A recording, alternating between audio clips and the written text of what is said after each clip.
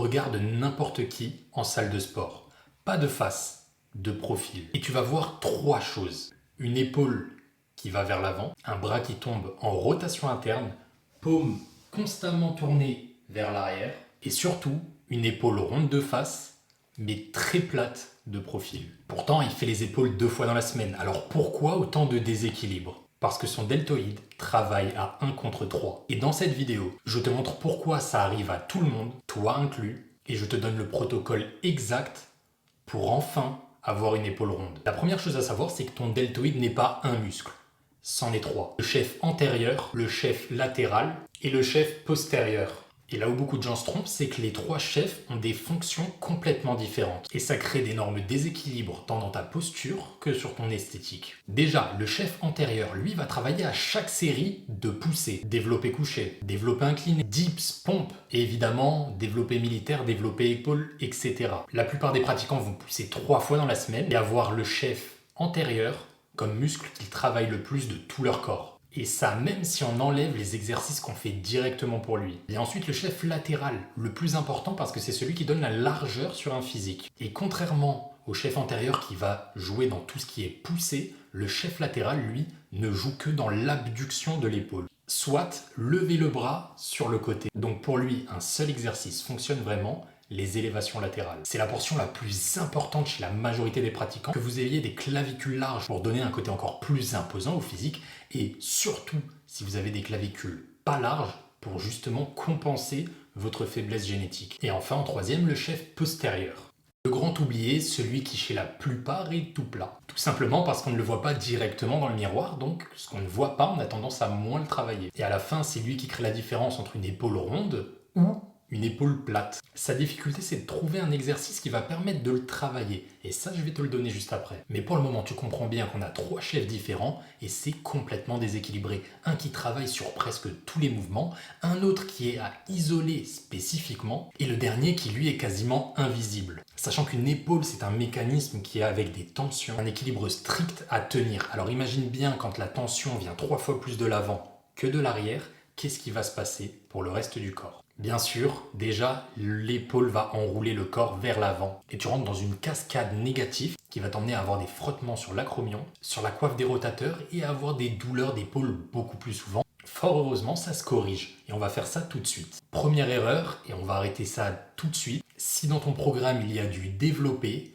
il est inutile pour toi de travailler directement l'antérieur, puisque chaque série que tu rajouteras sur ce faisceau-là empêchera les 2 autres faisceaux d'être travaillé comme il se doit. Et en musculation, c'est toujours une histoire d'équilibre. Réussir à avoir un bon programme, c'est réussir à mettre l'énergie là où elle doit être priorisée. Et la deuxième erreur, celle-là, elle est invisible et c'est celle qui détruit les résultats chez tous les pratiquants. Tout simplement parce qu'elle est sur les élévations latérales, donc le seul exercice qui peut te faire gagner cette largeur d'épaule. Et pour ça, c'est très simple, je vais t'en faire la démonstration. Si tu fais tes élévations latérales exactement de cette manière, tu vas avoir 0 progrès. Là, je prends mon haltère et je la lève.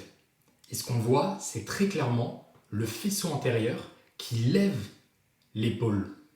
Donc, on travaille le faisceau antérieur. La raison, mon pouce. Vous voyez qu'il est orienté vers le haut. Le fait qu'il soit orienté vers le haut fait que c'est le faisceau antérieur qui va travailler. Maintenant, la bonne exécution, c'est quoi ? C'est tout simplement d'avoir le pouce vers le bas. Et là, regardez la différence. On voit que le faisceau qui sort, c'est le latéral. Ce faisceau, c'est celui qui va vous donner la largeur d'épaule. Et c'est celui qui vous permet d'avoir un bon physique. La différence, mon pouce, là il va vers le haut, faisceau antérieur.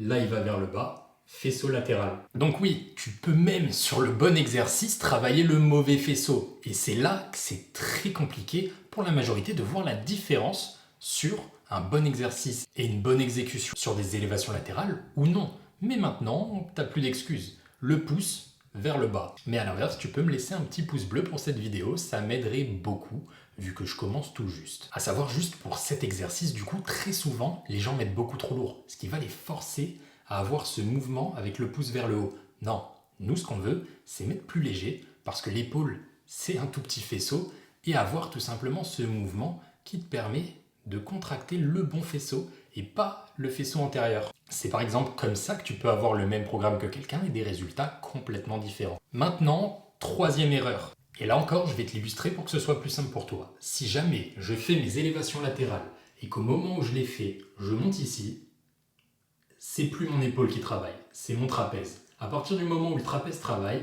avec 5 kg, il va pas du tout progresser. Ça n'a aucun intérêt. À l'inverse, si tu fais ton mouvement et que tu t'arrêtes au bon endroit, c'est-à-dire à la parallèle, faisceau latéral qui travaille, épaule complètement travaillée, trapèze complètement désengagé, et ça suffit pour avoir toute la tension où il faut. Et on fait bien attention au petit pouce qui doit aller vers le bas, sinon je le rappelle, faisceau antérieur. Et si tu dois tout savoir, sache même que c'est dans le premier tiers, donc quand tu es en bas jusqu'à ici, que l'épaule travaille le plus. Le mouvement haut, en réalité, il est très bancal pour la progression de l'épaule. Donc chercher à porter lourd, chercher à faire des shrugs, ça n'a aucun intérêt pour toi. Tu aurais de bien meilleurs exercices pour faire tes trapèzes. Maintenant qu'on a fait le point sur les erreurs que tu as l'habitude de faire, on va tout simplement te donner la bonne solution. Donc voilà le protocole complet pour ton épaule. Chef antérieur, 0 travail direct. Pour la majorité, rien ne sert d'en rajouter, tes développés font déjà le travail.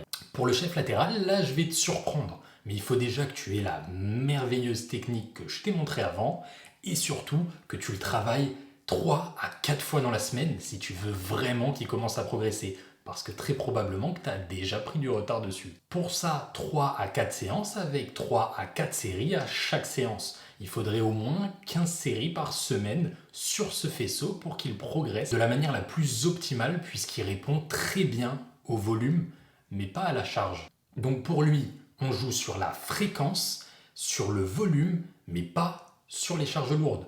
Et ça, il faut bien le comprendre si tu ne veux pas te blesser et à l'inverse progresser. Et maintenant, petite arme secrète pour réussir à progresser d'autant plus sur ce chef latéral, ça va être de coupler certes des élévations latérales aux haltères qui vont te permettre d'avoir du coup un mouvement simple et fluide sur tout le mouvement, mais aussi de faire des élévations latérales au câble. La raison, elle est très simple.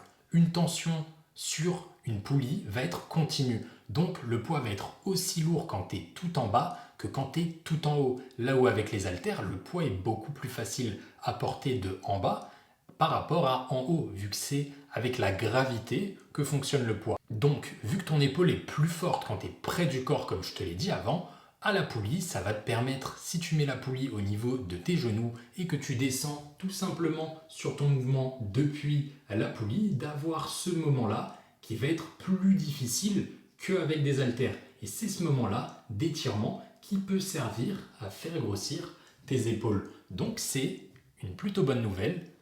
Tu peux faire ces deux exercices dans ta semaine et les alterner, une fois l'un, une fois l'autre, pour progresser chaque semaine.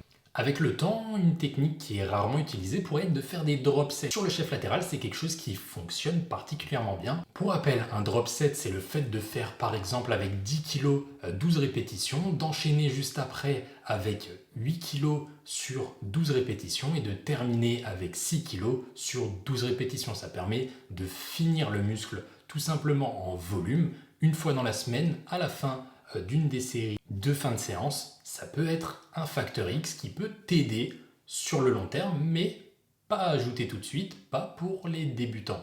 Et enfin, on n'a pas encore parlé du chef postérieur. Et lui, tu sais qu'il est tout aussi important. Et c'est pour ça que je vais dire à chaque fois que tu fais des élévations latérales, tu devrais faire du face pull. Oui. Pourquoi du face pull? Tout simplement parce que c'est un des rares exercices qui va te permettre de travailler le faisceau postérieur. Car pour travailler le faisceau postérieur, tu as un besoin, c'est tout simplement que ton coude soit très haut. Et sur pas beaucoup d'exercices, tu peux te permettre de faire un tirage, donc qui te permet de travailler l'arrière de ton corps en ayant les coudes très hauts. Fort heureusement, le face pull en est un. Pour ça, il faut absolument que ton coude soit au-dessus de ta tête. Donc ça veut dire vraiment là-haut, le coude le plus haut possible. Et idéalement, il faut que tu gardes la contraction donc en position fermée pendant 2 secondes avant de réétirer l'arrière d'épaule et de recommencer. Là aussi, tu l'auras compris, si tu le fais autant que tes élévations latérales, tu vas en avoir pour 3 à 4 fois dans la semaine, 3 à 4 séries. Et la réalité, c'est que c'est le seul moyen pour développer au maximum ton faisceau latéral et ton faisceau postérieur. Et honnêtement, ça change complètement un physique, parce qu'un physique avec des épaules qui ressortent, qui sont rondes, ça donne tout de suite un aspect athlétique et ça permet de donner cet aspect tout simplement plus sec au reste du corps car ça augmente le ratio entre la largeur d'épaule et le tour de taille. Ce qui permet de définir tout simplement si ton physique semble esthétique aux yeux des gens ou si pas du tout. Et le bonus santé en faisant ça, c'est que ça va aussi améliorer ta coiffe des rotateurs, donc tu n'auras plus jamais de douleur d'épaule. Alors une épaule 3D ronde et pas de douleur, je ne vois pas ce que tu voudrais de plus. Ça, c'est pour toi un petit overlay que je t'ai créé pour que tu puisses le screen et te rappeler comment faire dans ton programme avec tes épaules. Et je m'occuperai aussi de faire la plupart des groupes musculaires pour que tu aies tout pour faire ton top programme. Mais avant de faire la conclusion, comme tu peux le voir sur l'overlay, il y a encore un exercice dont je ne t'ai pas parlé pour l'arrière d'épaule. Et celui-là, c'est tout simplement du reverse fly. Donc en gros, ça va être l'inverse de la machine pec que tu adores faire, où tu vas tout simplement étirer un maximum tes pecs et continuer à enrouler ses épaules vers l'avant, en le faisant du coup pour l'arrière d'épaule. Donc tu vas avoir les bras vers l'avant et tourner vers l'arrière. Ça te permet évidemment, comme tu l'as vu, d'avoir le coude à hauteur d'épaule, ce qui est important pour pouvoir travailler ce deltoïde postérieur, donc ça peut être un bon exercice à coupler avec le face pull. C'est pour ça que tu pourrais faire 2 fois du face pull et 1 fois du reverse fly, ça marcherait tout aussi bien. Pour optimiser ce protocole au niveau épaule, plage de répétition entre 15 et 20 répétitions, car les épaules répondent très bien au volume et pas à la charge. Une dernière chose, et peut-être la plus importante de la vidéo pour toi. Tout ce que je viens de te donner, c'est le protocole général. Mais ton épaule à toi a une donnée que ce protocole ne peut pas connaître. Tes insertions, ta génétique et ta base actuelle. Parce que oui, chaque personne a une génétique différente et pour l'épaule, il va y avoir tout simplement des insertions à taille différente sur l'humérus. Elle peut être plus ou moins basse. Et chaque endroit va tout simplement avoir des facteurs positifs ou négatifs pour progresser sur cette épaule. On dit qu'une insertion basse est avantageuse et qu'une insertion haute est malheureusement désavantageuse. Maintenant, si tu as envie de savoir plus sur ton analyse génétique personnelle de l'ensemble du corps, sur tes insertions, tes leviers et tes exercices qui devraient être priorisés, c'est le travail que je fais en tant que coach en analyse individuelle. Alors je t'invite à regarder dans le lien dans la description yourbestcoaching.fr, tu pourrais avoir des informations qui pourraient t'intéresser. Et moi je terminerai juste en te disant que je vais commencer à faire 2 vidéos par semaine, une le mercredi et une le dimanche. La prochaine arrive donc dimanche et elle t'expliquera pourquoi tu sais exactement quoi faire, mais tu n'arrives pas à le faire. Car c'est pas du tout ce que tu crois qui est poussé malheureusement. Alors j'espère que cette vidéo t'aura plu, je te souhaite de passer une excellente semaine et à dimanche. Pense à t'abonner.